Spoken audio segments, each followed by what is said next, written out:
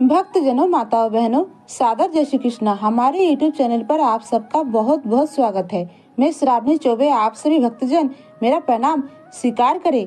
आज हम आपको कार्तिक मास महात्म्य अध्याय 18 की कथा सुनाने जा रहे हैं। आप सभी से अनुरोध है कि इस ज्ञानमय कथा को अंत तक सुनिएगा और सुनने के बाद अधिक से अधिक लोगों को शेयर भी कर दीजिएगा, जिससे सभी भक्तजनों, माताओं, बहनों को इस कथा से पुण्य लाभ प्राप्त हो सके। तो सबसे पहले आपको और आपके पूरे परिवार को पुण्य पवित्र कार्तिक मास की बहुत बहुत शुभकामनाएं और बधाइयाँ। भगवान लक्ष्मी नारायण की कृपा आप सभी पर बनी रहे। आप लोग सुखी रहे, स्वस्थ रहे, मस्त रहे और व्यस्त रहे तथा निरंतर उन्नति तथा प्रगति को प्राप्त करते रहे। बोलिए लक्ष्मी नारायण भगवान की जय। जय जय श्री राधा रमने, जय जय नवल किशोर, जय गोपी चित चोर प्रभु, जय जय माखन चोर। मात मेरी श्री राधिका, पिता मेरे घनश्याम, इन दोनों के चरणन में मेरा बारंबार प्रणाम, मेरा बारंबार प्रणाम। मोहिनी मूरत श्याम की वो मन रही समाय, जो मेहंदी के पात में लाली रही समाय। धन्यो बने के दिन घट जाएंगे जैसे उरे कपूर, मन मूरख तो राम भजे, क्यों चाटे जगधूर, क्यों चाटे जगधूर। राम कृष्ण दो एक है, अंतर नहीं निमेष, इनके नयन गंभीर है, इनके चपल विशेष, इनके चपल विशेष। राधे तू बड़ी भागिनी, कौन तपस्या कीन, तीन लोक तारन प्रभु, सो तेरे अधीन, सो तेरे अधीन, सो तेरे अधीन। बोलिए वृंदावन बिहारी लाल की जय। भक्तजनों, माताओं, बहनों, यहाँ से कार्तिक मास महात्म्य अध्याय 18 की कथा का आरंभ होता है। नारद जी की बात को सुनकर के राजा पृथु ने हाथ जोड़ करके विनम्रता पूर्वक कहा, हे देवर्षि, अब आप भगवान के पूजा का महात्म्य कहिए। तब नारद जी बोले, भगवान की पूजा किसी भी भाव से की जाए वह सदा ही फलदायी होती है। अगर कोई मनो विनोद में भी भगवान का भजन करता है तो उसे परम पद की प्राप्ति होती है।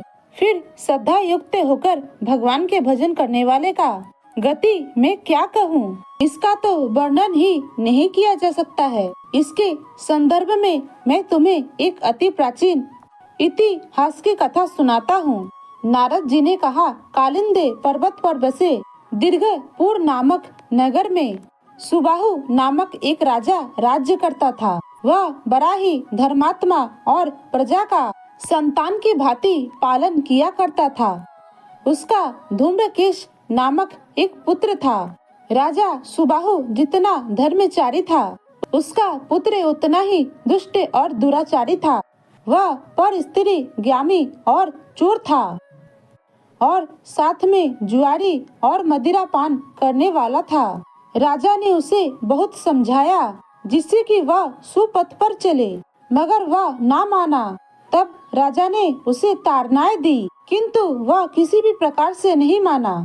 एक दिन तो उसने शिष्टाचार की सभी सीमाएं लांघते हुए राजा की छोटी रानी अर्थात अपनी भी माता पर ही कुदृष्टि डाल दी। जब राजा को पता चला कि उसका पुत्र इतना कामांध हो गया है, तो वह रिश्तों की मर्यादा को भी भंग करने पर तुला है, तो क्रोधित होकर राजा ने अपने उस पुत्र को देश से, राज्य से निकाल दिया।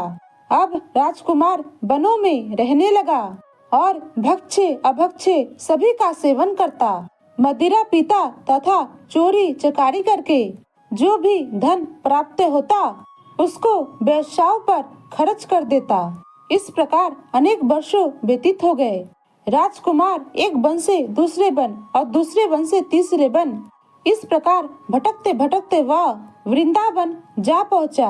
वृंदावन में धूम्रकेश ने सत्यवत नामक एक परम विष्णु भक्त को देखा, जो अपना घर बार छोड़ करके कार्तिक मास में वृंदावन में रह करके भगवान का पूजन अर्चन किया करता था। केवल कंद मूल और फल खाया करता था।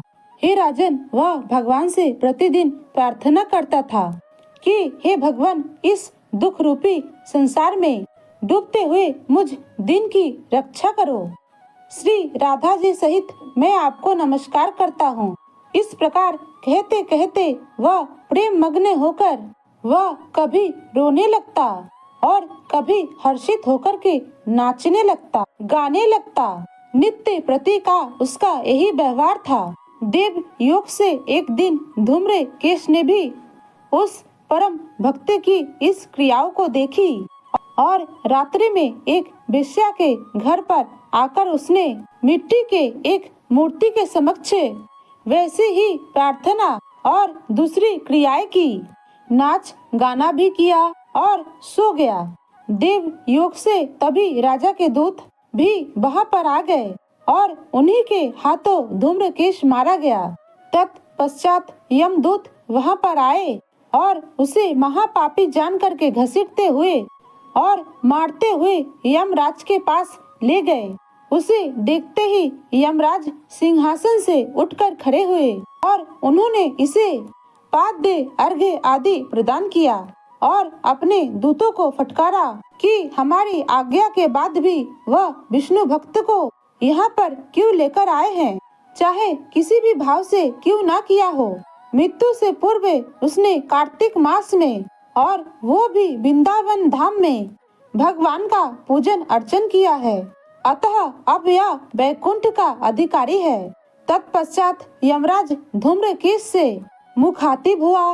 हे धूम्रकेश, भगवान की कृपा अपार है। उनकी भक्ति 9 प्रकार से की जाती है। किसी एक भक्ति का सहारा लेकर के पापी से पापी व्यक्ति भी तर जाता है।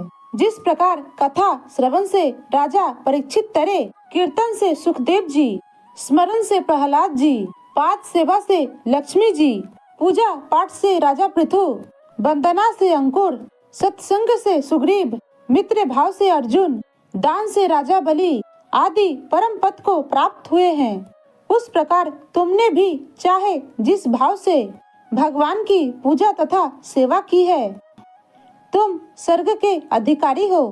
कर्म के अनुसार पहले तो तुम नरक के अधिकारी थे, किंतु कार्तिक मास में की गई भगवान की पूजा व्यर्थ नहीं जाती है।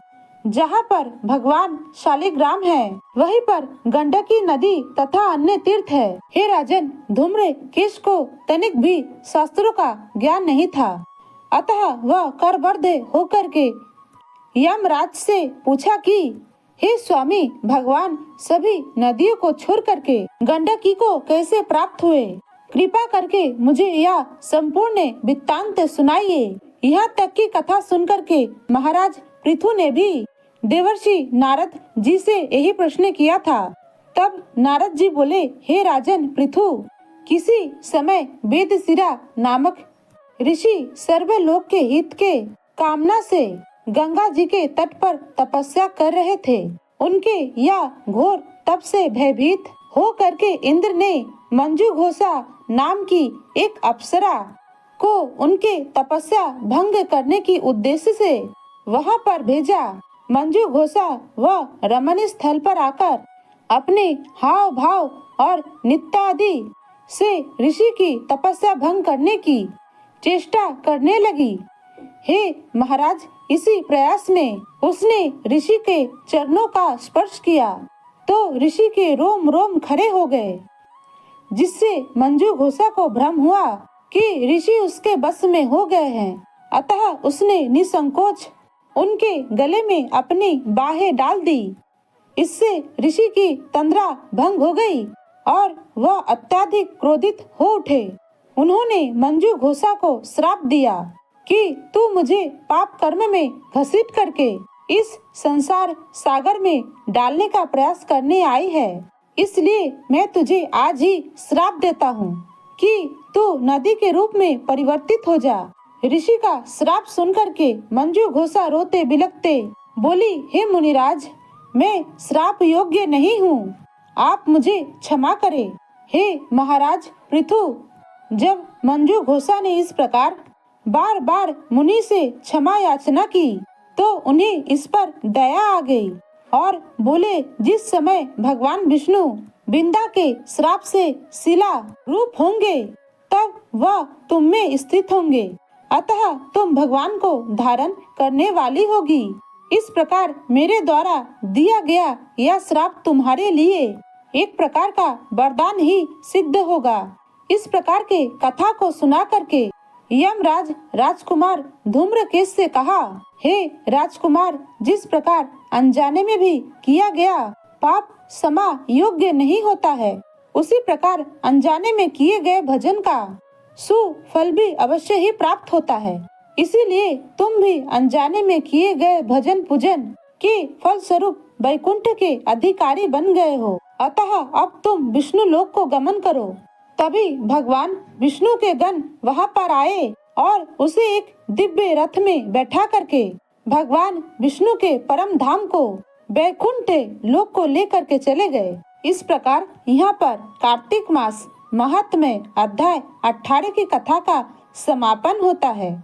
बोलिए लक्ष्मी नारायण भगवान की जय। अच्युतम केशवम राम नारायणम कृष्ण दामोदरम वासुदेवम हरे श्रीधरम माधवम गोपिका वल्लभम श्री जानकी नायकम श्री रामचंद्रम भजे जानकी मनोहरम सर्वलोक नायकम श्री शंकरादि सेवितम पुण्य नाम कीर्तनम श्री राम राम राम राम राम नाम तायकम रामकृष्ण वासुदेव भक्ति मुक्तिदायकम रामकृष्ण वासुदेव भक्ति मुक्तिदायकम रामकृष्ण वासुदेव भक्ति मुक्तिदायकम।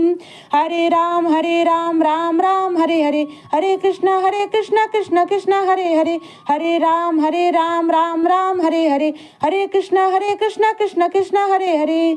श्री कृष्ण गोविंद हरे मुरारी हे नाथ नारायण वासुदेवा श्री कृष्ण गोविंद हरे मुरारी हे नाथ नारायण वासुदेवा हे नाथ नारायण वासुदेवा।